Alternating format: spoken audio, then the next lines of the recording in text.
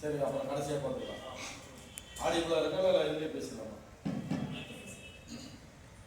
அனைவருக்கும் இனிய மதிய வணக்கம். இது ஒரு மாதிரி இருக்கு. Good afternoon to all. என்னுடைய பேர் மணிமாறன், மணிமாறன்.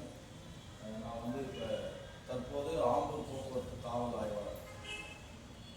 ஆம்பூர் வந்து திருப்பத்தூர் மாவட்டத்தில் இருக்கு.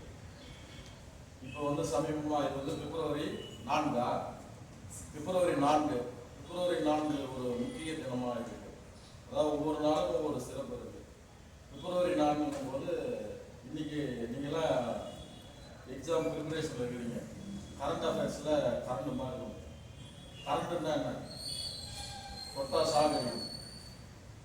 பிப்ரவரி 4னா என்ன முக்கிய தினம்? பிப்ரவரி 4க்கு என்ன ஏதாவது தெரியுமா? If you know answer, tell me. ஜனவரி 12 உலக இளைஞர் தினம்ன்றோம், புரியுதுங்களா? செப்டம்பர் 5 ஆசிரியர் தினம்ன்றோம். இந்த மாதிரி ஒவ்வொரு நாளும் ஒவ்வொரு சிறப்பு. இப்போ பிப்ரவரி 3க்கு வந்து சிறப்பு என்னன்னா உலக புற்றுநோய் ஒழிப்பு, அதாவது புற்றுநோய் விழிப்புணர்வு தினம். உலக புற்றுநோய் இருக்குல்ல, தம்பி இந்த ஜன்னலோட க்ளோஸ் பண்ணிருக்கேன். இப்போ உலக புற்றுநோய் ஒழிப்பு தினம்னா புற்றுநோய் வந்து எதனால் ஏற்படுது?